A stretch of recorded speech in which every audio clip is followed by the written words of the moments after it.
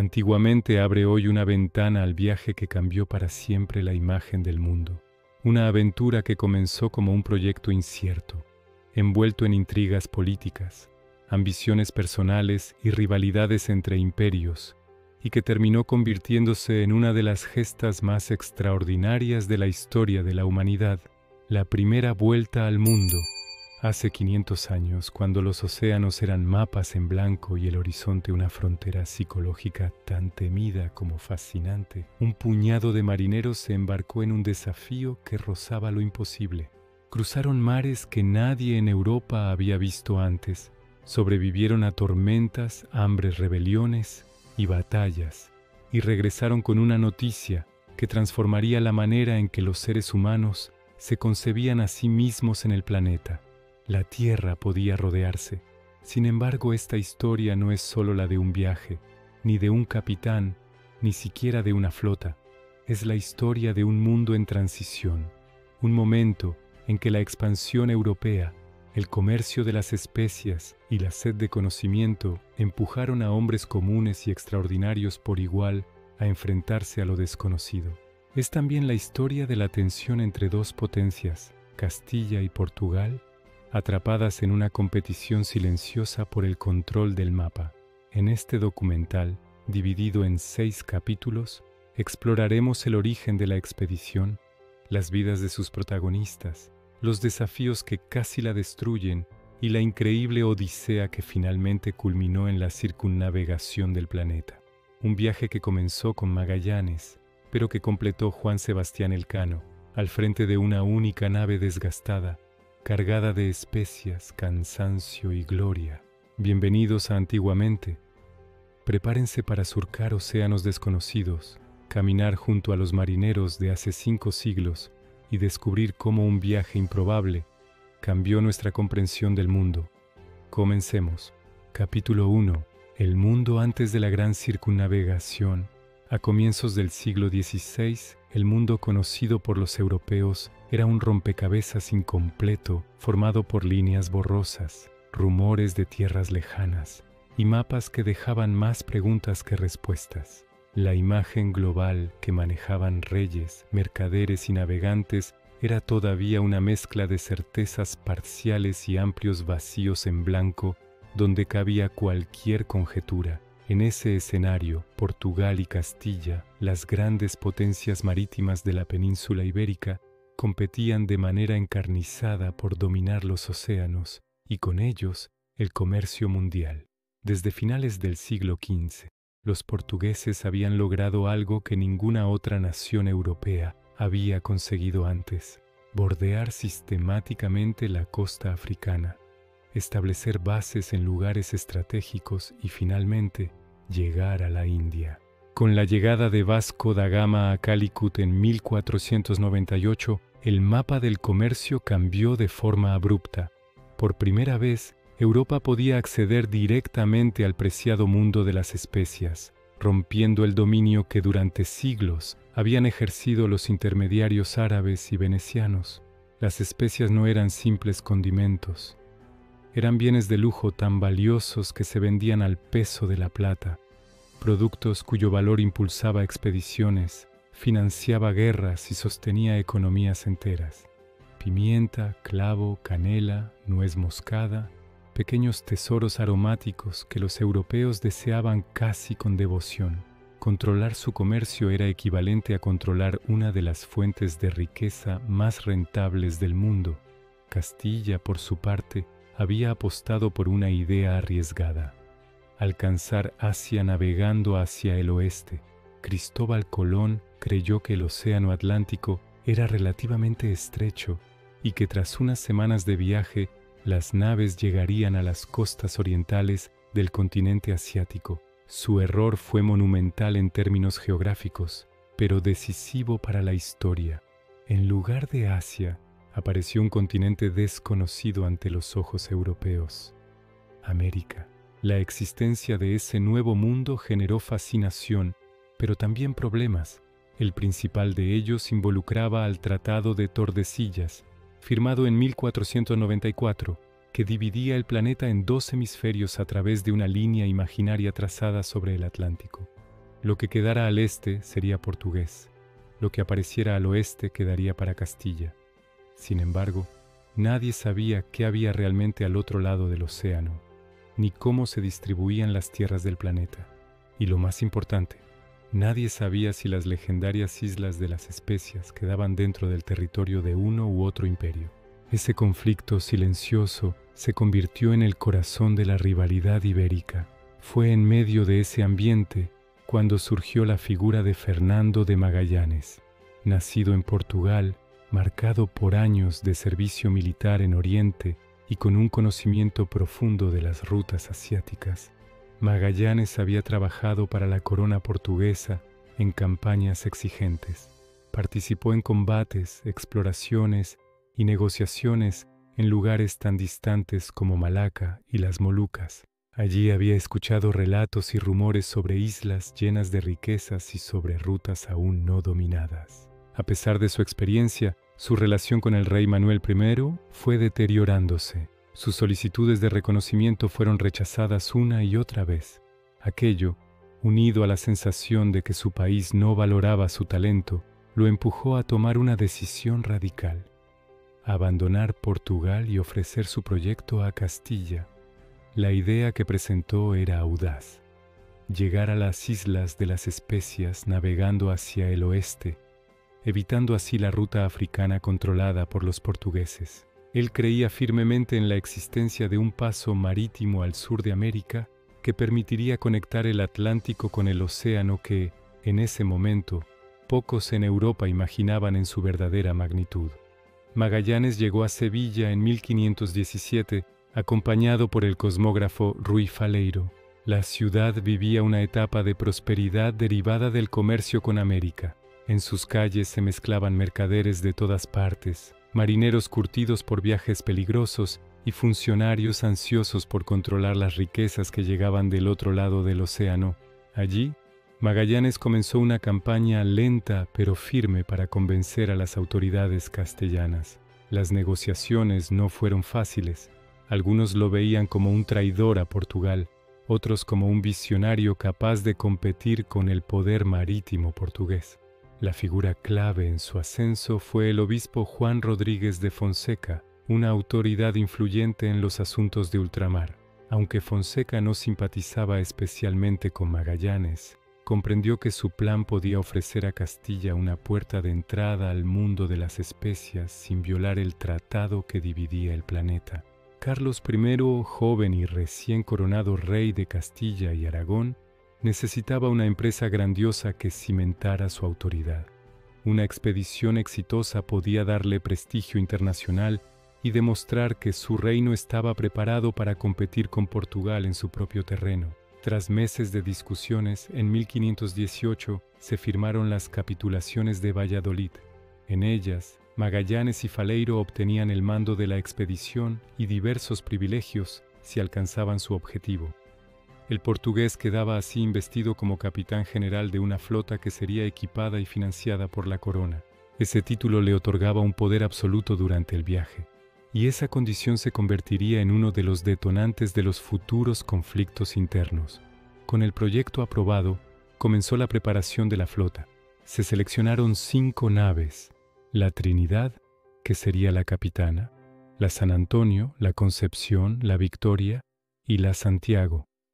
Eran barcos relativamente pequeños, adaptados para navegar grandes distancias pero con limitaciones evidentes. En ellos viajarían más de 200 hombres de diferentes lugares de Europa. La selección de la tripulación fue un proceso variado y complejo.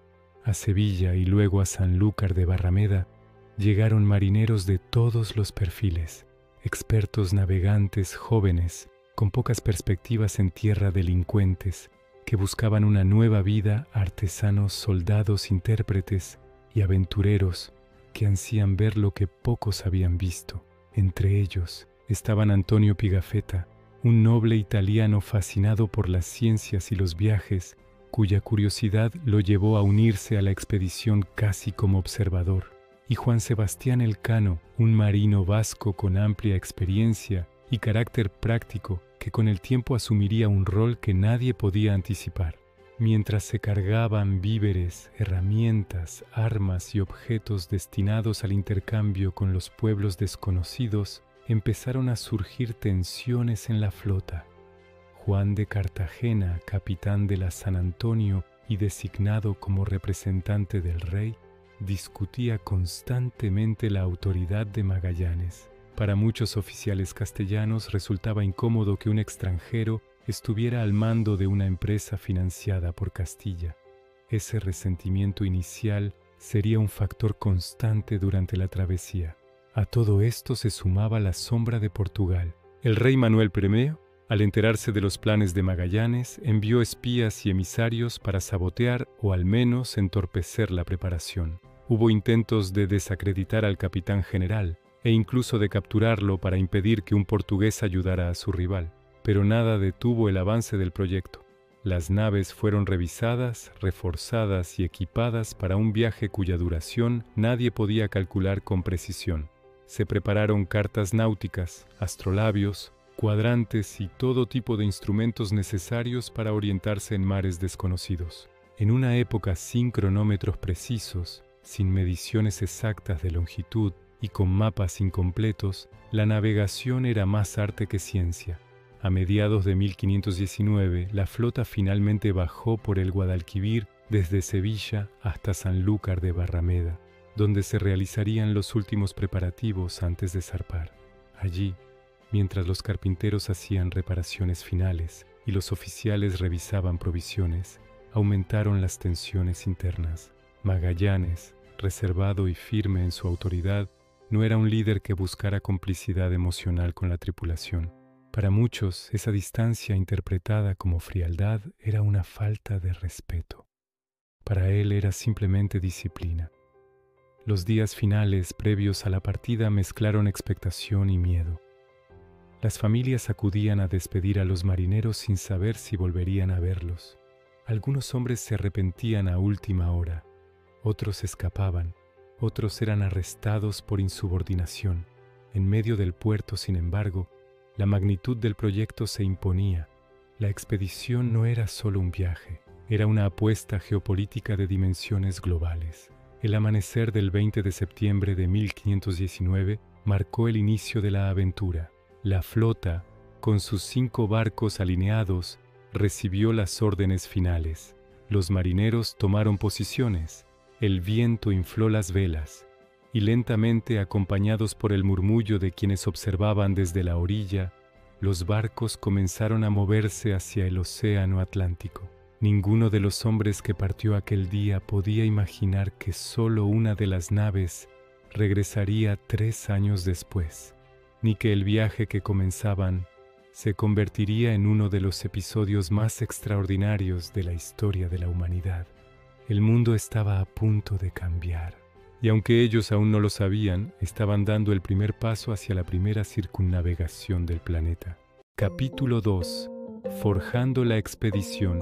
La expedición que terminaría dando la primera vuelta al mundo no nació de un impulso improvisado ni de una decisión tomada en una sola reunión. Fue el resultado de meses de negociaciones, presiones políticas, miedos, ambiciones y conflictos internos que comenzaron a formarse desde el momento mismo en que Fernando de Magallanes puso un pie en Sevilla.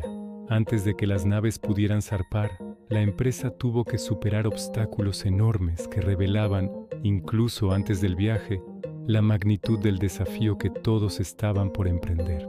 Cuando Magallanes llegó a la ciudad en 1517, Sevilla era uno de los centros comerciales más activos de Europa. El río Guadalquivir estaba lleno de embarcaciones que transportaban bienes provenientes de América, mientras que en las calles se mezclaban idiomas, mercancías, rumores y esperanzas. Aquel ambiente vibrante era terreno fértil para los grandes proyectos, pero también para la desconfianza, la intriga y la competencia entre quienes buscaban ganarse el favor de la corona. Magallanes, acompañado por el cosmógrafo Ruy Faleiro, llegó con una idea de apariencia sencilla, pero de enorme trascendencia: encontrar una ruta hacia las Islas de las Especias navegando hacia el oeste sin cruzar por territorios asignados a Portugal en el Tratado de Tordesillas.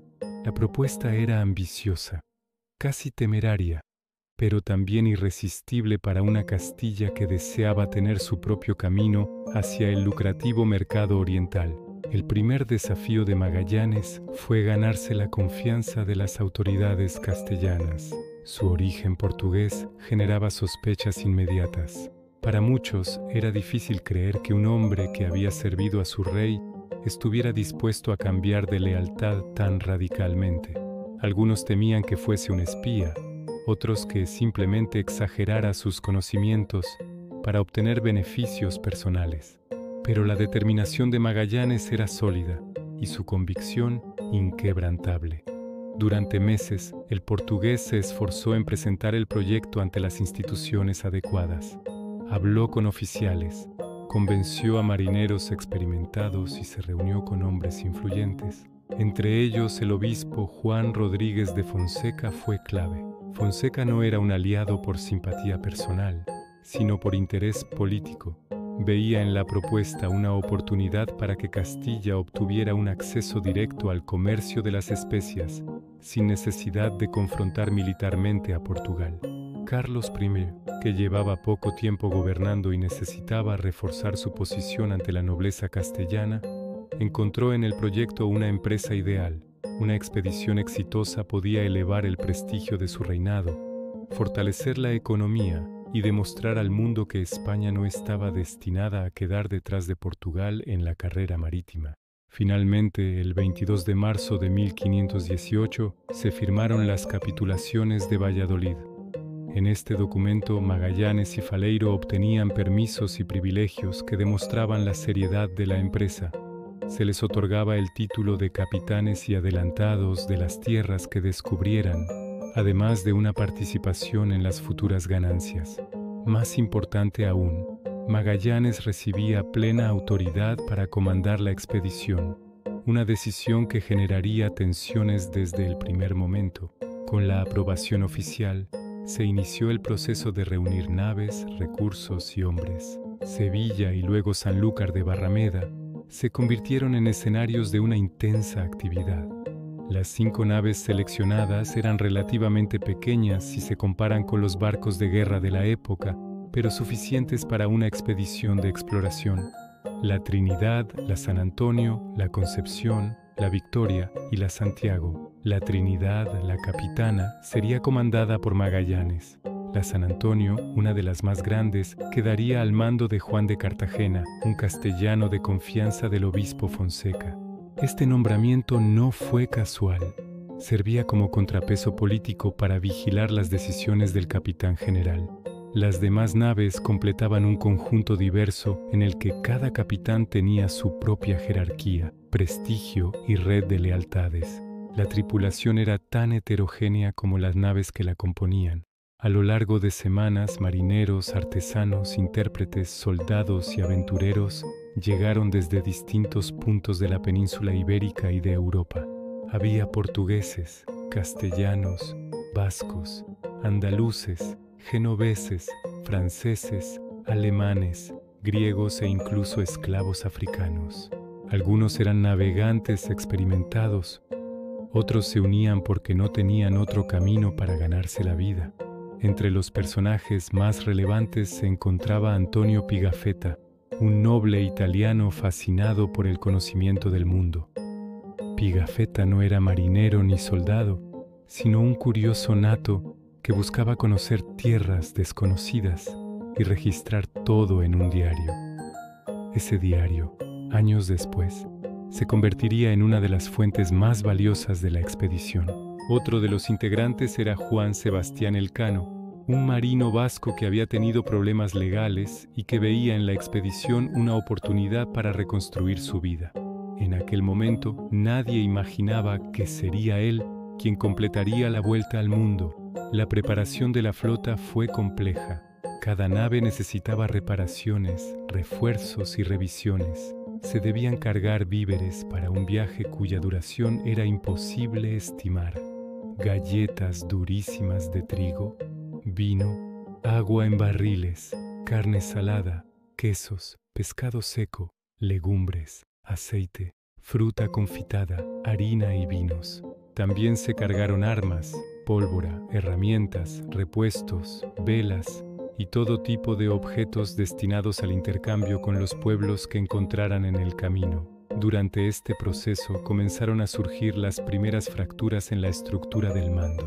Magallanes, acostumbrado a la jerarquía militar portuguesa, ejercía su autoridad con firmeza, manteniendo distancia con los oficiales. Para muchos castellanos, esa actitud reservada era interpretada como arrogancia o incluso desprecio. Juan de Cartagena en particular cuestionaba constantemente sus decisiones. Su rol como representante del rey lo hacía sentir con autoridad para interferir en las órdenes del capitán general. A este ambiente tenso se sumaban las amenazas externas. La corona portuguesa, angustiada ante la posibilidad de que Castilla encontrara una ruta occidental hacia las Molucas, envió espías, saboteadores y emisarios para intentar frenar la expedición. Algunos intentaron sobornar a tripulantes, otros difundieron rumores sobre un supuesto peligro en las costas americanas. Incluso hubo planes para secuestrar o asesinar a Magallanes antes de que zarpase. Pero nada logró detener el avance del proyecto. Mientras los barcos se preparaban en Sanlúcar de Barrameda, la tensión política aumentaba cada día. Los oficiales discutían decisiones de navegación incluso antes de partir. Los marineros observaban con preocupación estas disputas, conscientes de que la división entre los líderes podía traer consecuencias graves en alta mar. Aún así, las horas avanzaban y la expedición estaba cada vez más cerca de su destino. En los últimos días de preparación ocurrieron escenas que revelaban el espíritu del momento. Algunos marineros intentaron desertar, temerosos de embarcarse en un viaje hacia tierras desconocidas. Otros, impulsados por la emoción, hacían promesas de regresar con riquezas y gloria. Las familias se reunían en los muelles para despedirse sin saber si volverían a ver a sus seres queridos. El ambiente era una mezcla de exaltación, miedo, esperanza e incertidumbre. Magallanes, por su parte, se mostraba más silencioso que nunca. Sabía que no solo se jugaba el éxito de un proyecto, sino su propia reputación. Si la expedición fracasaba, sería ridiculizado en Castilla y perseguido en Portugal. Si tenía éxito, podría convertirse en uno de los grandes exploradores de la historia. El amanecer del 20 de septiembre de 1519 fue un momento que quedaría grabado para siempre en la memoria colectiva. Las naves, finalmente alineadas y listas para partir, esperaban la orden final. Los marineros corrían por la cubierta ajustando cabos y velas. Los oficiales revisaban instrumentos, provisiones y cuadernos de navegación. En la orilla, decenas de personas se agolpaban para presenciar aquella partida histórica. Cuando Magallanes dio la orden, las anclas comenzaron a levantarse. Los barcos lentamente empezaron a moverse sobre el agua. El silencio inicial dio paso a un murmullo creciente de voces, despedidas y oraciones. Las velas se inflaron con el viento del Atlántico y la flota avanzó hacia el mar abierto. Nadie, absolutamente nadie, podía imaginar en ese momento que solo una de esas 5 naves regresaría, que de los más de 200 hombres que partían, apenas una veintena volvería, que aquellos días de preparación, llenos de conflicto y esperanza, eran solo el preludio de una de las epopeyas más extraordinarias jamás vividas por seres humanos. La expedición había zarpado, y el mundo, aunque aún no lo sabía, estaba a punto de hacerse más grande y también, paradójicamente, más pequeño. Capítulo 3. Rumbo a lo desconocido. El 20 de septiembre de 1519, la expedición de Magallanes abandonó Sanlúcar de Barrameda con el propósito de alcanzar las Molucas navegando hacia el oeste, una ruta incierta cuya mera posibilidad dividía a marinos, políticos y estudiosos. Aquel día, sin embargo, lo que predominaba era la emoción. Para los marineros que veían cómo la costa española se hacía cada vez más pequeña tras la popa, la aventura comenzaba realmente allí, con la promesa de horizontes nuevos y peligros que todavía no podían imaginar. Durante las primeras jornadas, la navegación fue tranquila. Las 5 naves avanzaban en formación, manteniendo comunicación constante mediante señales visuales. La disciplina era estricta, pues Magallanes sabía que cualquier error al inicio podía desembocar en una serie de fallos encadenados que pusieran en riesgo toda la expedición. A pesar de su carácter reservado, el capitán general imponía respeto, y las órdenes se cumplían con un rigor que pocos se atrevían a cuestionar abiertamente. En estos primeros días empezaron a surgir las tensiones entre los oficiales castellanos y los portugueses leales a Magallanes. La diferencia de idiomas y la rivalidad histórica añadían fricción a un ambiente ya de por sí delicado. Juan de Cartagena, en particular, se mostraba inquieto con la autoridad del capitán general. Aunque oficialmente estaba bajo su mando, Cartagena consideraba que su posición como representante del rey le otorgaba un estatus superior. Esa disputa silenciosa estaba destinada a agravarse conforme el viaje avanzara y se alejaran de la supervisión directa de la corona. Mientras tanto, la tripulación se adaptaba a la rutina de la vida en el mar. Las jornadas se organizaban en turnos y cada hombre tenía responsabilidades definidas. Algunos vigilaban desde la cofa, otros manejaban las velas, otros cuidaban de los animales que llevaban para obtener carne fresca durante las primeras semanas. En las bodegas, las provisiones se ordenaban cuidadosamente para evitar la humedad excesiva y los daños por roedores, aunque estas medidas rara vez eran completamente efectivas. El mar abierto comenzaba a mostrar su carácter impredecible. A días de haber partido, la flota se encontró con los primeros vientos cambiantes. Aunque no eran peligrosos, obligaban a maniobrar constantemente. Estas variaciones meteorológicas fueron una especie de recordatorio para todos de que la naturaleza sería un adversario caprichoso durante todo el viaje. En las cubiertas, el movimiento constante de las olas convertía tareas simples en desafíos, desde preparar comida hasta caminar sin perder el equilibrio. A pesar de todo, había momentos en que la belleza del océano se imponía. Pigafetta, siempre atento a los detalles, describía en su diario la visión de delfines acompañando a las naves, los colores cambiantes del cielo al atardecer y la sensación de infinitud que rodeaba a la expedición. Para él, cada jornada era una oportunidad de descubrir algo nuevo, y su capacidad de observación convertiría más tarde estas notas en un testimonio invaluable. La primera gran escala de la expedición fue en las Islas Canarias. Llegaron a Tenerife, donde pudieron reponer agua y alimentos frescos. El clima más cálido y la vegetación contrastaban con la rutina de las naves, ofreciendo un breve respiro a los hombres. Pero la estadía no estuvo exenta de tensiones. Mientras se realizaban las provisiones, Magallanes recibió noticias alarmantes. Una carabela portuguesa había sido enviada para detenerlo. La corona portuguesa no estaba dispuesta a permitir que un antiguo súbdito realizara un viaje que podía perjudicar sus intereses comerciales. Aunque esta amenaza no llegó a materializarse en un ataque directo, contribuyó a aumentar la desconfianza en el interior de la expedición. Magallanes sabía que muchos castellanos podrían ver con malos ojos la posibilidad de que los portugueses intentaran sabotearles, y temía que este incidente alimentara aún más los recelos hacia él. Decidió entonces apresurar la partida desde Canarias, sin permitir que los hombres se dispersaran demasiado en tierra. Su determinación provocó nuevamente el descontento de algunos oficiales castellanos, que lo consideraban excesivamente precavido. Tras dejar las Canarias atrás, la flota avanzó hacia el Atlántico en dirección al sur, siguiendo la ruta habitual hacia la costa sudamericana. Esta etapa del viaje fue larga y monótona. Las naves se enfrentaban a días de absoluta calma, con el mar pareciendo un espejo, y a otros en los que el viento soplaba con tal fuerza que obligaba a reducir velas. La convivencia se volvía cada vez más complicada. El espacio en las naves era limitado. Los alimentos empezaban a resentirse y los olores se volvían más intensos conforme avanzaban las semanas. En este ambiente comenzaron a notarse los primeros signos de rebeldía.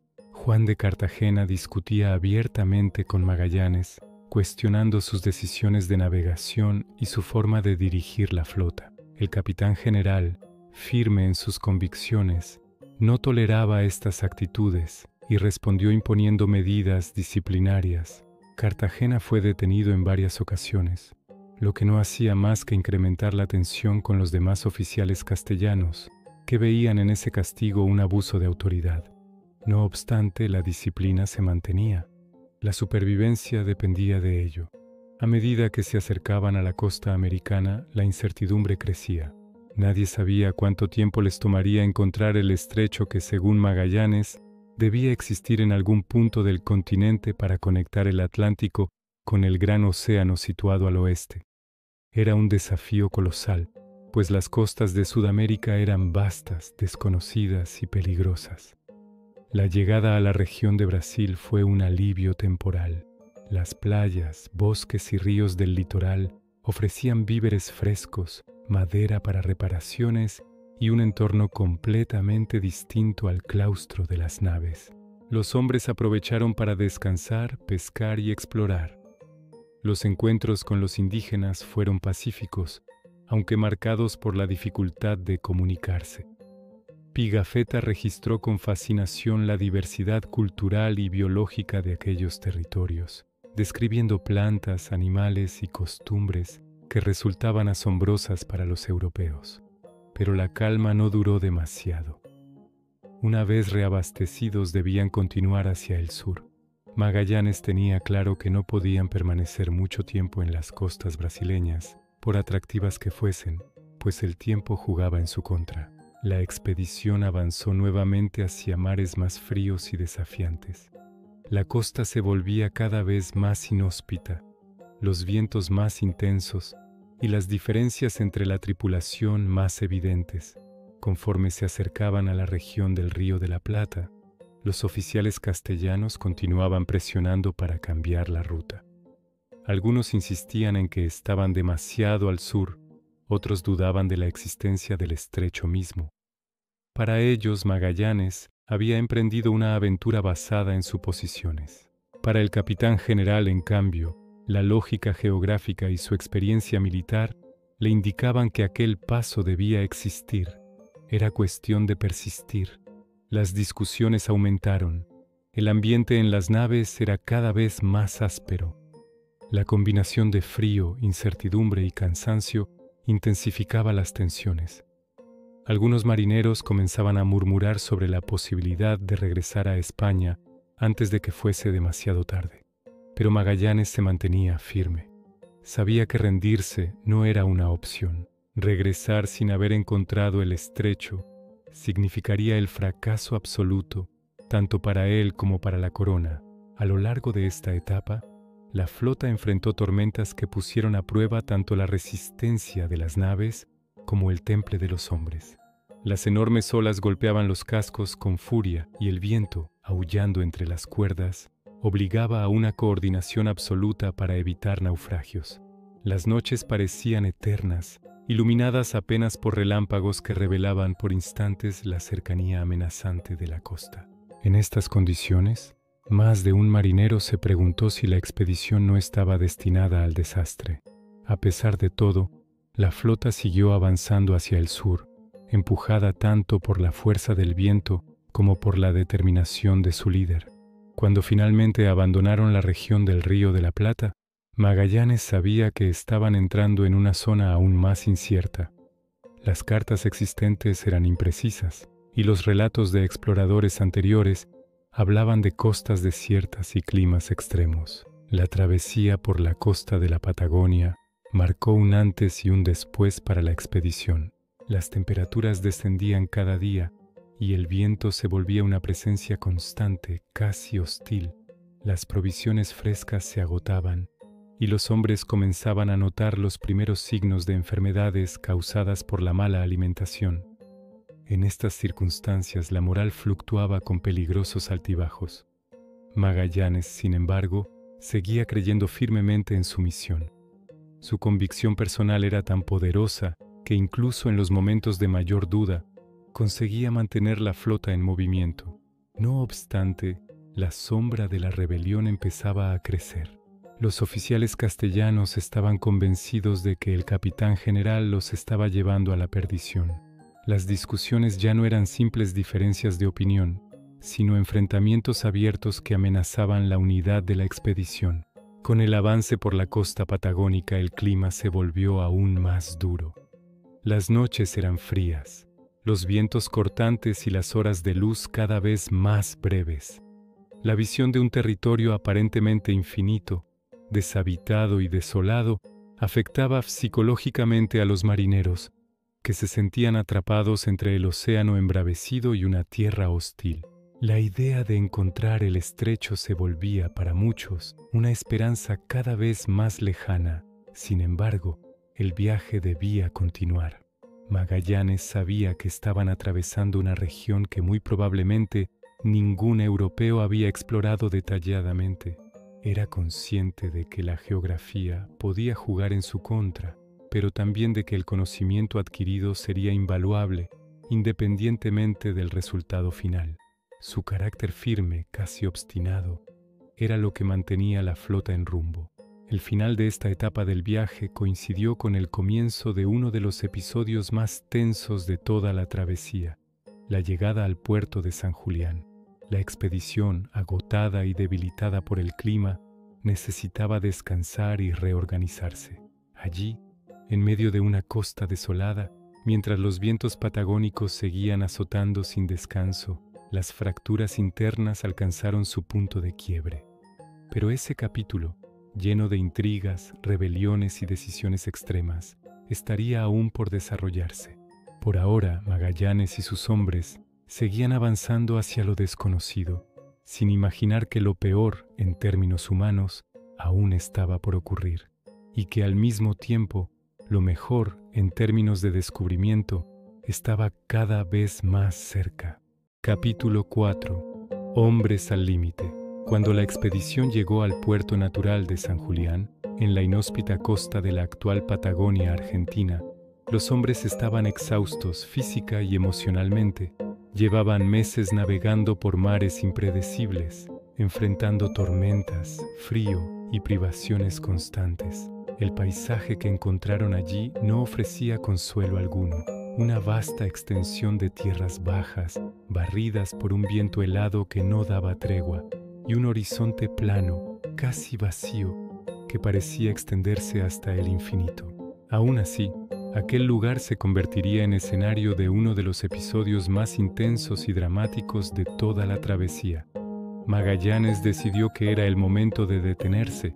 El invierno austral se avecinaba, y continuar navegando hacia el sur significaba empujar a la flota hacia peligros aún mayores. El capitán general sabía que, si pretendían sobrevivir, debían establecer un asentamiento temporal, reparar naves, reorganizar víveres y mantener la disciplina durante los meses en que el clima no permitiría avanzar. Pero esta decisión, aunque sensata desde el punto de vista estratégico, sería el detonante que revelaría finalmente todas las tensiones acumuladas desde España. El desembarco en San Julián comenzó con un silencio inquietante. El terreno era duro, seco y apenas ofrecía vegetación. El viento soplaba sin descanso y hacía difícil incluso comunicarse a gritos. La tripulación levantó tiendas precarias, transportó barriles y organizó una zona para cocinar. El frío era tan penetrante que muchos hombres apenas podían conciliar el sueño durante la noche. Los oficiales, por su parte, discutían en voz baja sobre el futuro inmediato de la expedición. El descontento contra Magallanes, que llevaba meses gestándose, alcanzó allí un punto de ebullición. Los capitanes castellanos, especialmente Juan de Cartagena y Gaspar de Quesada, estaban convencidos de que el capitán general había perdido el rumbo. Consideraban que la búsqueda del estrecho era un acto de obstinación personal, más que una estrategia racional. Las crecientes dificultades, sumadas a la dureza del clima y a la falta de noticias alentadoras, alimentaban la idea de que deberían regresar a España antes de perderlo todo. Magallanes, sin embargo, no cedería. Su convicción era absoluta. Estaba seguro de que el estrecho existía, y creía que solo la perseverancia lograría abrirles paso hacia las codiciadas islas de las especias. Su determinación, admirable para algunos, se volvía intolerable para quienes veían en él a un extranjero que arriesgaba vidas castellanas por ambición personal. El ambiente se tensó aún más cuando comenzó a escasear la comida fresca. La carne salada y las galletas húmedas constituían la base de la dieta, y muchos hombres sufrían problemas intestinales, debilidad y un malestar generalizado que hacía que cualquier tarea pareciera titánica. La conversación en los fogones se volvió repetitiva. ¿Hasta cuándo seguiremos aquí? ¿Cuándo volveremos a casa? ¿Por qué debemos seguir a este portugués que no escucha razones? La chispa final se encendió una noche de abril de 1520, cuando los capitanes castellanos decidieron actuar. En una conspiración cuidadosamente organizada, tomaron control de la nave San Antonio y de la Concepción. Con la autoridad que creían legítima, proclamaron que la expedición debía volver inmediatamente a España. Para ellos se trataba de salvar vidas. Para Magallanes era un motín abierto, una traición intolerable que ponía en riesgo todo el propósito del viaje. La noticia llegó a la Trinidad, la capitana de Magallanes, durante la madrugada. Lo que ocurrió luego fue una mezcla de estrategia, audacia y frialdad. Magallanes fingió no estar sorprendido. Envió mensajes a los rebeldes simulando disposición al diálogo, mientras preparaba en secreto su respuesta. No tenía el control de todas las naves, pero sí tenía a su favor a oficiales leales, así como la firme disciplina del grupo portugués que lo acompañaba desde el inicio. Durante las horas siguientes la tensión creció de forma insoportable. La solución llegó al amanecer, con el uso inteligente del entorno y de la oportunidad. Magallanes ordenó a una de sus naves leales, la Victoria, acercarse a la Concepción con las luces apagadas. Los rebeldes, confiados en la oscuridad, no notaron la maniobra. Los hombres de Magallanes abordaron la nave por sorpresa, reduciendo a los oficiales sublevados casi sin derramamiento de sangre. Simultáneamente, un grupo de soldados fieles recuperó el control de la San Antonio tras una breve pero decisiva lucha. En pocas horas, el motín había sido sofocado, pero las consecuencias serían graves y marcarían el destino de varios hombres. Magallanes sabía que la única forma de evitar futuros intentos de rebelión era actuar con dureza. Juan de Cartagena y Gaspar de Quesada fueron declarados culpables de traición. Cartagena fue abandonado en la costa de San Julián, condenado a un destino incierto en aquel territorio inhóspito. Quesada fue ejecutado por orden directa del capitán general. Luis de Mendoza, otro de los implicados, había muerto durante el enfrentamiento inicial. La tripulación recibió estas decisiones con sentimientos encontrados. Algunos consideraron que eran necesarias para restablecer la disciplina. Otros las vieron como un acto de crueldad que confirmaba sus temores sobre la autoridad absoluta de Magallanes. Pero, de una forma u otra, la rebelión había terminado. La expedición continuaría.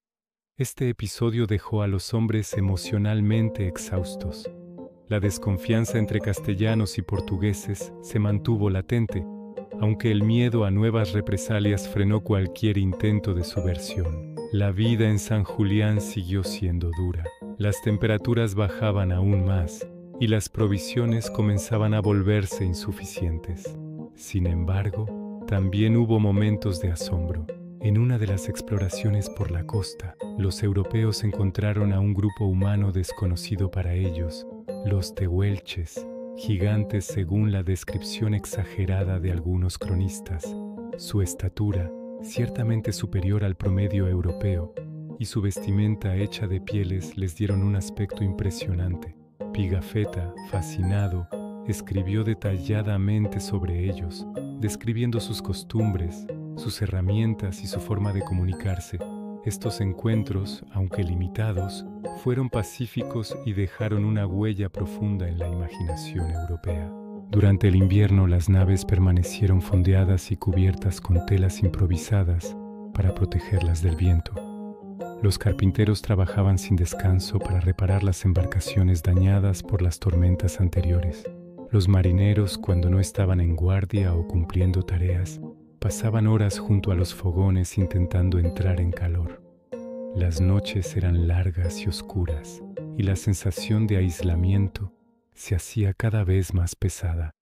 En ese ambiente opresivo, las historias y rumores crecían. Algunos aseguraban que el estrecho no existía, que habían llegado demasiado al sur y que el mundo terminaba en un muro de rocas y hielo. Otros fantaseaban con riquezas que los esperaban al otro lado de la ruta, y unos pocos, movidos por el deseo de sobrevivir, pensaban en desertar si surgía la oportunidad. Fue también durante este tiempo cuando ocurrió un accidente que marcaría otra pérdida para la expedición. La nave Santiago, la más pequeña de la flota, había sido enviada al sur para explorar. Aunque se trataba de una misión peligrosa, Magallanes necesitaba información sobre la costa. La Santiago fue sorprendida por una tormenta brutal. El viento y las olas la estrellaron contra las rocas, y el barco se perdió irremediablemente. Milagrosamente la tripulación sobrevivió, y tras días de caminata en condiciones extremas, regresó a San Julián. La noticia del naufragio cayó como un golpe devastador para todos. Si una nave podía desaparecer con tanta facilidad, ¿qué les esperaba en los mares aún más violentos del sur? A pesar de ello, la disciplina se mantuvo. Magallanes no abandonó su objetivo. Con el invierno llegando a su fin, la expedición comenzó a prepararse para partir nuevamente. Los hombres, aunque debilitados y temerosos, sabían que quedarse en San Julián no era una opción. La flota zarpó cuando las condiciones meteorológicas mejoraron lo suficiente como para navegar sin poner en riesgo inmediato la supervivencia de todos. A medida que avanzaban hacia el sur, el paisaje se volvía más extraño e imponente. Las costas eran una mezcla de acantilados, bahías profundas y montañas que parecían sumergirse directamente en el mar. El clima alternaba entre cielos despejados y tormentas repentinas. Los marineros no podían predecir el siguiente movimiento del viento, ni sabían cuánto tiempo les tomaría encontrar lo que buscaban. El viaje se hizo aún más difícil cuando la falta de alimentos frescos comenzó a pasar factura. El escorbuto, una enfermedad temida, amenazaba a los hombres. Las encías sangraban, los músculos dolían y algunos marineros apenas podían levantarse. Aunque aún no conocían la causa real de la enfermedad, sabían que el único remedio era obtener alimentos frescos lo antes posible. Fue entonces cuando ocurrió uno de los descubrimientos más inesperados y simbólicos del viaje: la visión de fuegos en la costa. Desde las naves, los marineros observaron columnas de humo en tierra firme. No sabían si eran señales de habitantes desconocidos o simples quemas naturales, pero aquel fenómeno llevó a los europeos a bautizar la región como Tierra del Fuego, un nombre que perduraría en la historia y que aumentaba el misterio de aquellas tierras remotas. Las noches en esta región eran especialmente difíciles. El viento rugía entre las cuerdas, produciendo un sonido que muchos describían como un lamento. Las naves se balanceaban violentamente y el frío calaba cada vez más. Aún así, la flota continuó avanzando. Magallanes estaba convencido de que el estrecho debía encontrarse en algún punto cercano. Su intuición, basada en mapas rudimentarios y en relatos incompletos, era todo lo que los guiaba. Los hombres, aunque escépticos, no podían hacer otra cosa que seguir. La rebelión en San Julián había dejado claro que cualquier intento de resistencia sería aplastado con firmeza. La única alternativa era obedecer y esperar que el viaje no terminara en tragedia. Finalmente, una mañana, mientras la luz tenue se filtraba entre las nubes, divisaron una entrada estrecha entre las montañas. El agua era profunda y oscura, y el paisaje tenía un aspecto que inspiraba tanto temor como esperanza. Magallanes ordenó avanzar con cautela. Nadie sabía si aquel paso era un simple canal sin salida o el comienzo del ansiado estrecho que conectaba con el océano occidental. La expedición se adentró lentamente mientras los hombres contenían la respiración. El silencio en las naves era absoluto. Las paredes de roca se elevaban a ambos lados y el mar parecía calmado, como si el mundo estuviera aguardando el desenlace de aquella búsqueda. Aunque aún no lo sabían, habían llegado al umbral de uno de los descubrimientos más importantes de la historia de la humanidad. El estrecho estaba allí, esperándolos, y lo que encontrarían al final de ese serpenteante laberinto de agua cambiaría el mundo para siempre. Capítulo 5. Más allá del fin del mundo. El ingreso al estrecho, que más tarde llevaría el nombre de Magallanes, no fue un momento explosivo de celebración. No hubo gritos ni aplausos. Fue más bien una mezcla de expectación, nerviosismo y una esperanza tímida que los hombres no se atrevían a expresar en voz alta. Tras tantos meses de sufrimiento, rebeliones, hambre y pérdidas, todos sabían que no podían ilusionarse demasiado. Lo que habían encontrado podía ser simplemente un canal sin salida, un engaño de la geografía o incluso un laberinto que terminara rompiendo naves y ánimos. Aún así, el paisaje imponía una solemnidad particular. Montañas escarpadas, cubiertas de nieve en sus cumbres, se alzaban a ambos flancos como gigantes vigilando el paso. El agua era profunda, de un azul oscuro que parecía absorber la luz del cielo. El viento, acostumbrado a arrastrarlo todo en mar abierto, se calmaba por momentos dentro de aquel corredor natural, como si también se sorprendiera de la magnitud del lugar. Magallanes ordenó avanzar lentamente. Nadie tenía prisa. Un error podía significar el fin de todo. Las naves se internaron, una detrás de otra, ajustando velas con una precisión casi quirúrgica. La tripulación observaba los acantilados, evaluando posibles corrientes, remolinos o formaciones rocosas que pudieran poner en peligro el paso. En las cubiertas, los marineros comentaban en voz baja. Cada palabra era un equilibrio entre la esperanza y el miedo. La exploración del estrecho llevó varios días. En ocasiones el canal se ampliaba, abriéndose en bahías tranquilas donde podían fondear momentáneamente para descansar. En otras, se estrechaba de forma inquietante, obligando a maniobrar con cautela extrema. El clima cambiaba con rapidez. Un cielo despejado podía transformarse en una lluvia fina y helada en cuestión de minutos, mientras que el viento variaba sin avisar. A pesar de las dificultades, la moral comenzó a elevarse lentamente. Cada vez que descubrían que el canal continuaba hacia el oeste, los hombres sentían que estaban más cerca de demostrar que el mundo era navegable de una forma que nadie había logrado antes. Pigafetta, observador incansable, anotó las dimensiones del estrecho, los perfiles de las montañas, las tonalidades del agua y la presencia ocasional de indígenas en las costas que observaban desde la distancia sin acercarse. Aquellos habitantes, envueltos en pieles y con fogatas encendidas junto a la costa, parecían formar parte de un paisaje de otro tiempo, pero no todo era calma. Había un peligro constante, la desorientación. El estrecho no era una línea recta, sino un conjunto de canales y ramificaciones que podían confundir fácilmente a los exploradores. En un punto del recorrido, la flota se encontró ante una bifurcación. Dos caminos se abrían ante ellos, y no había forma de saber cuál conducía hacia el oeste. Magallanes decidió enviar a la nave San Antonio y a la Concepción a explorar uno de los brazos mientras él permanecía con las otras dos en el canal principal.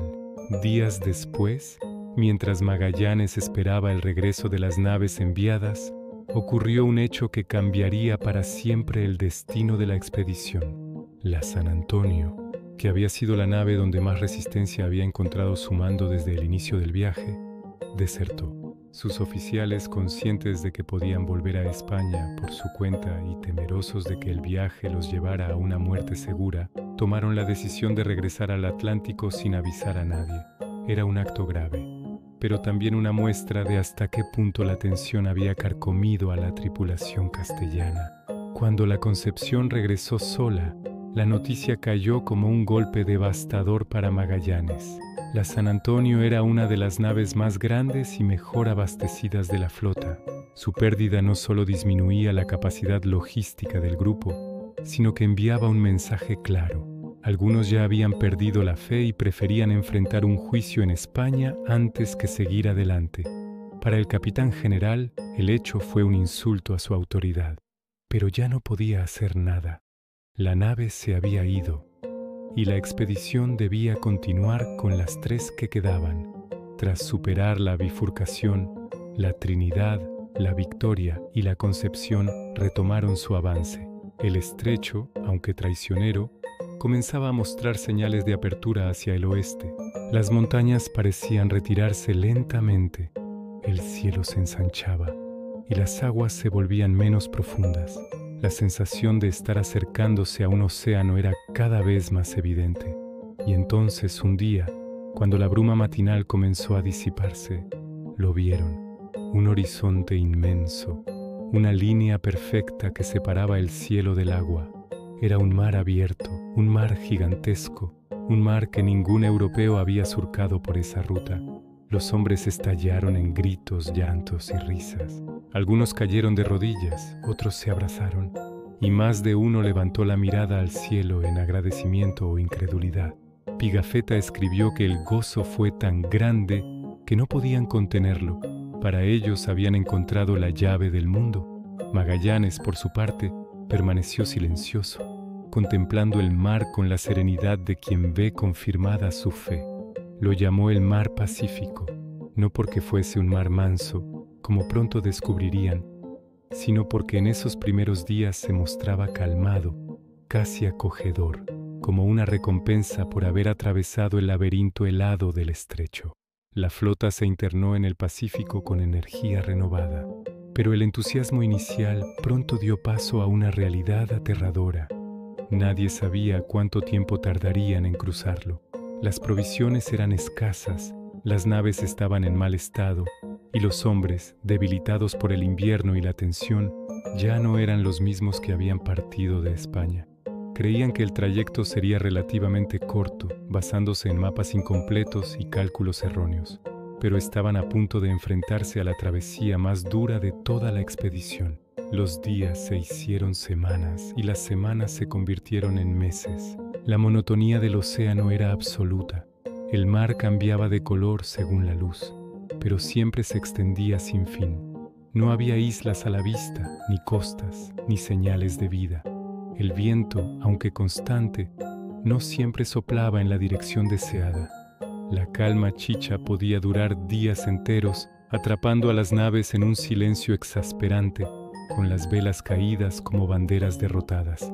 La comida comenzó a escasear con rapidez. La galleta se volvía polvo y gusanos. La carne salada estaba casi incomible. La escasez de agua fresca era especialmente grave, pues el líquido se corrompía dentro de los barriles. Los hombres empezaron a enfermar. El escorbuto silencioso y letal se extendía por las naves.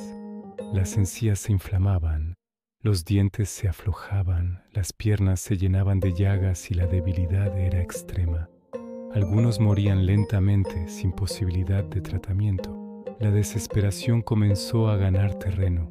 Pigafetta, uno de los pocos que logró mantenerse relativamente sano, registró que comieron cuero hervido, serrín y cualquier cosa que pudiera pasar por alimento. Incluso el cuero que cubría los mástiles fue arrancado para intentar obtener algo medianamente comestible. Los hombres, reducidos a sombras de sí mismos, survivían más por inercia que por fuerza.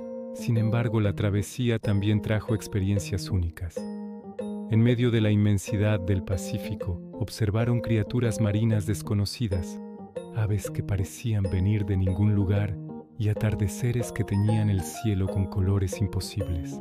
A pesar de la miseria, Pigafetta describió estos momentos con admiración, consciente de que lo que estaban viviendo era algo que jamás se había visto en Europa. Tras casi 4 meses de agonía, finalmente divisaron una isla. Fue un momento de euforia absoluta. Los hombres gritaban, lloraban, señalaban el horizonte sin poder creerlo. pero aquella isla estaba habitada por un grupo de indígenas que, tras un breve encuentro, robaron un bote y algunos objetos. La tripulación, furiosa y debilitada, bautizó el lugar como Islas de los Ladrones. No era la bienvenida que esperaban al Pacífico, pero ver tierra firme ya era un milagro en sí mismo. Poco después, alcanzaron Guam, donde pudieron descansar y abastecerse. La visión de agua fresca, frutas, animales y vegetación fue casi una experiencia espiritual. Los hombres comieron hasta saciarse, recuperaron fuerzas y comenzaron a sentir que habían vuelto a la vida. Magallanes sabía que aún quedaba mucho por recorrer, pero aquel respiro fue esencial para mantener viva la expedición. Desde Guam, partieron hacia el archipiélago que más tarde se conocería como Filipinas. Allí, por primera vez en meses, encontraron pueblos organizados, con reyes locales, aldeas bien estructuradas y comercio activo. Los encuentros iniciales fueron pacíficos. Magallanes buscó establecer alianzas, ofreciendo intercambio de bienes y mostrando una apertura diplomática que sorprendió a varios oficiales. Pigafetta relató con fascinación las ceremonias, los trajes, los alimentos y las costumbres de estas comunidades que representaban una riqueza cultural completamente ajena a la experiencia europea. Fue entonces cuando Magallanes tomó una decisión que marcaría su destino: intervenir en un conflicto local. Creía que al apoyar a uno de los jefes de la región consolidaría una alianza beneficiosa para España. Además, su sentido de misión, mezcla de ambición política, fe religiosa y convicción personal, lo llevó a pensar que podía jugar un papel trascendental en aquellas tierras. Pero el mundo al que habían llegado era complejo, lleno de rivalidades internas, lealtades cambiantes y estructuras sociales que los europeos no comprendían por completo. Al involucrarse en una disputa que no era la suya, Magallanes se adentró en un terreno tan peligroso como cualquier tormenta del Atlántico o cualquier desfiladero del Estrecho, y aquello inevitablemente lo conduciría hacia su final. Pero antes de que la tragedia se desencadenara, Magallanes aún tenía que enfrentarse a un último desafío: demostrar que podía ejercer control y liderazgo en un mundo completamente distinto al que había conocido. Lo que sucedería en los días siguientes estaría grabado para siempre en la historia del viaje y cambiaría el rumbo de la expedición para siempre. Capítulo 6. La vuelta completa y el legado. La muerte de Magallanes en Mactán dejó a la expedición en una situación tan frágil como incierta. El capitán general que había guiado a aquellos hombres desde España, que había sobrevivido a rebeliones, motines, tempestades y deserciones, ya no estaba allí para dirigirlos. La flota había perdido mucho más que un líder. Había perdido su brújula moral, su referente, la voluntad tenaz que había empujado a todos a seguir adelante, incluso cuando la razón parecía invitar al abandono. La conmoción fue enorme. Durante días los hombres no sabían si debían huir de Filipinas, quedarse, reorganizarse o incluso rendirse a las circunstancias. Sin embargo, el viaje no podía terminar allí. La expedición había sido enviada para alcanzar las islas de la especiería y regresar con cargamentos que compensaran los enormes costos del proyecto. Habían cruzado el Atlántico, el Estrecho y el inmenso Pacífico. Habían dejado atrás cientos de vidas, entre ellas la de su capitán general. Volver con las manos vacías no era una opción. El honor, el deber, la supervivencia y la esperanza se mezclaron en la mente de los oficiales, quienes debían elegir un camino. Tras varios debates, la flota designó nuevos líderes. Primero nombraron a Duarte Barbosa y Juan Serrano como capitanes, pero ambos murieron en una emboscada poco después. La pérdida constante de mandos experimentados dejaba claro que la situación era desesperada.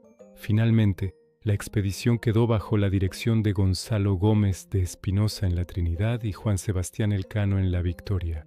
Eran dos hombres distintos, con estilos distintos, pero compartían una misma convicción. Si había algún modo de terminar el viaje, debían encontrarlo. Las relaciones con los jefes locales de Filipinas comenzaron a tensarse. La muerte de Magallanes había alterado el equilibrio que inicialmente se había logrado establecer. Algunos pueblos que habían mostrado afinidad empezaron a desconfiar, mientras que otros veían a los europeos como una pieza útil en juegos de poder internos. La expedición, debilitada y con recursos limitados, sabía que cualquier error podía significar el fin. Por eso, la prioridad inmediata fue abastecerse y partir cuanto antes. Durante semanas, los hombres repararon las naves, recolectaron alimentos, compraron especias y negociaron todo lo que pudieron. Pero la situación era crítica. La Concepción, demasiado dañada para continuar, tuvo que ser incendiada para evitar que cayera en manos enemigas. Ahora quedaban solo 2 naves, la Trinidad, capitana de la expedición, y la Victoria, resistente pero desgastada. La decisión que tomaron fue tan arriesgada como inevitable. La Trinidad intentaría regresar por el Pacífico, volviendo hacia América, algo que nadie había logrado antes. La Victoria, por su parte, continuaría hacia el oeste, siguiendo las rutas portuguesas alrededor del Índico y bordeando África, aún sabiendo que eso implicaba atravesar territorios vigilados por el enemigo. Era una apuesta doble, un intento desesperado de salvar al menos una parte de la expedición original. La Trinidad partió primero. Su viaje sería una historia de sufrimiento extremo. Tempestades interminables, corrientes adversas, enfermedades y la imposibilidad de avanzar durante semanas. Al final, exhausta y sin recursos, la nave fue capturada por los portugueses en las Molucas. Sus hombres enfrentaron encarcelamiento, interrogatorios y años de penurias.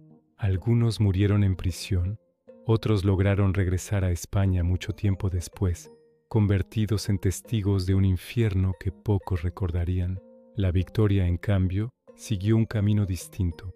Bajo el mando de Juan Sebastián Elcano, partió hacia las Islas Molucas, donde finalmente lograron comprar cargamentos de clavo, una de las especias más valiosas del mundo. Por primera vez, desde que habían dejado España, la tripulación vio cómo el objetivo inicial de la empresa se materializaba. Tenían las bodegas llenas, la nave estaba cargada, pero los peligros que se avecinaban eran inmensos. Elcano entendió desde el primer momento que la única forma de regresar a España con vida era evitar a toda costa los territorios controlados por los portugueses. Eso significaba evitar cualquier puerto conocido, cualquier escala que delatara su presencia. La Victoria debía cruzar el Océano Índico, rodear África y regresar al Atlántico sin ser detectada. Lo que proponía era una travesía casi suicida, un viaje interminable sin paradas seguras, con una nave dañada y una tripulación exhausta, pero era el único camino posible. Así comenzó la etapa más silenciosa y angustiante del viaje. El color del océano cambió, tornándose más cálido, más impredecible. Los vientos podían soplar con fuerza brutal o desaparecer durante días, dejando a la Victoria a merced de la quietud absoluta. Los hombres, ya marcados por el sufrimiento, enfrentaban un cansancio físico y mental que no parecía tener límite. Pero Elcano impuso un orden férreo y prudente. Entendió que cada decisión debía tomarse con frialdad. ¿Cuánto comer? ¿Cuánta agua se podía racionar? ¿Cuánto tiempo podían permitirse mantener velas bajas para evitar ser vistos? El calor era insoportable. Las naves rezumaban humedad. Los barriles se deterioraban con rapidez. Los alimentos fermentaban antes de ser consumidos. El escorbuto volvió a aparecer entre los hombres, minando sus fuerzas, y aún así debían seguir adelante. Elcano sabía que acercarse a cualquier puerto del Índico o del sur de África significaba caer en manos de los portugueses, y una captura no solo implicaba la pérdida de la nave y la carga, significaba que toda la expedición sería recordada como un fracaso. Los días se hicieron semanas, las semanas meses. La Victoria navegaba como un fantasma a través del océano, silenciosa, tratando de ser una sombra invisible. Elcano y sus oficiales revisaban los mapas, evaluaban los vientos y calculaban distancias con una precisión casi obsesiva. La atmósfera en la nave era tensa pero disciplinada. Sabían que estaban atravesando uno de los viajes más peligrosos que jamás se hubieran intentado. Cuando se acercaron al extremo sur de África, la tripulación enfrentó uno de los peores momentos del viaje, el temido Cabo de Buena Esperanza. Aquel punto del continente era conocido por sus vientos violentos, sus olas gigantescas y sus corrientes caprichosas. Muchos navegantes portugueses habían muerto intentando superarlo. La Victoria, cargada hasta los topes, maltrecha y con velas remendadas, tenía pocas probabilidades de sobrevivir. Durante días el mar se convirtió en una pared de agua furiosa. El viento rugía sin descanso y la nave crujía como si fuera a partirse en dos. Los hombres, agotados y hambrientos, trabajaban sin pausa para mantenerla estable. Elcano, firme en el timón cuando era necesario, se negó a abandonar la ruta. Aquella determinación fue clave. Tras un esfuerzo sobrehumano, la Victoria logró doblar el cabo y entrar en aguas más tranquilas. Pero la pesadilla no había terminado. La comida era escasa, el agua estaba al límite, y muchos hombres estaban demasiado débiles para trabajar. Elcano tomó la dura decisión de hacer una escala mínima en Cabo Verde, fingiendo ser una nave española procedente de América. En un principio, la estratagema funcionó. Los portugueses no sospecharon de inmediato. Sin embargo, cuando estos descubrieron que la nave estaba cargada de especias orientales, la alarma se encendió. Algunos miembros de la tripulación fueron capturados mientras intentaban cargar provisiones, y la Victoria se vio obligada a huir precipitadamente. A partir de ese momento solo les quedaba una opción: navegar sin detenerse hasta España. Era un último esfuerzo que parecía casi inhumano. Las velas estaban desgarradas, los hombres apenas podían caminar por la cubierta, y cada día se perdía a alguien. Pero la promesa del regreso, la idea de ser los primeros en completar la vuelta al mundo, sostenía la moral lo suficiente como para continuar. Y entonces, tras casi 3 años de viaje, una mañana de septiembre de 1522, la Victoria avistó finalmente la costa de Sanlúcar de Barrameda. Fue un momento indescriptible.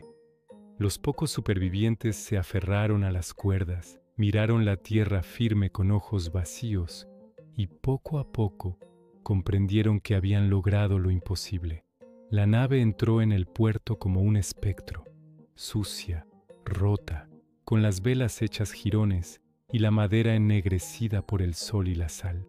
De más de 200 hombres que habían partido en 1519, solo 18 regresaron. La noticia se extendió por toda España con una rapidez vertiginosa. La vuelta al mundo no era solo un triunfo político o económico, era una proeza humana y científica. Por primera vez, se había demostrado empíricamente que la Tierra podía circunnavegarse. Los mapas tuvieron que ser reescritos, las distancias recalculadas, las rutas comerciales replanteadas. Aquellos 18 hombres convertidos en sombras vivientes habían ampliado los límites del mundo conocido. Elcano fue recibido como un héroe. Carlos I lo reconoció y premió, otorgándole un escudo de armas que representaba una esfera terrestre y la frase «Primus circumnavigasti me», «Tú fuiste el primero en rodearme». Pero incluso en medio de la celebración, la figura de Magallanes emergió como protagonista ineludible. Aunque no había sobrevivido para ver el final, su tenacidad, su visión y su obsesión por encontrar un paso hacia el oeste habían sido el motor de toda la empresa. Sin él, la expedición nunca habría comenzado. El legado de aquel viaje fue enorme. La geografía global cambió para siempre. La conciencia del tamaño del planeta, de la interconexión de los océanos y de la diversidad de pueblos y culturas se expandió de manera inimaginable. Las rutas del comercio internacional se diversificaron. Los imperios europeos redibujaron sus estrategias. Y en un plano más profundo, la percepción del ser humano respecto al mundo se transformó. Los supervivientes, marcados física y emocionalmente, dedicaron el resto de sus vidas a contar lo que habían vivido. Pigafetta escribió un relato que se convirtió en uno de los documentos más valiosos de la historia de la exploración. Su diario, lleno de detalles, nombres, descripciones y observaciones, permitió a Europa comprender la magnitud de lo logrado. Con el tiempo, la expedición de Magallanes y Elcano se convirtió en símbolo de la valentía, la perseverancia y la curiosidad humana. No fue una gesta perfecta.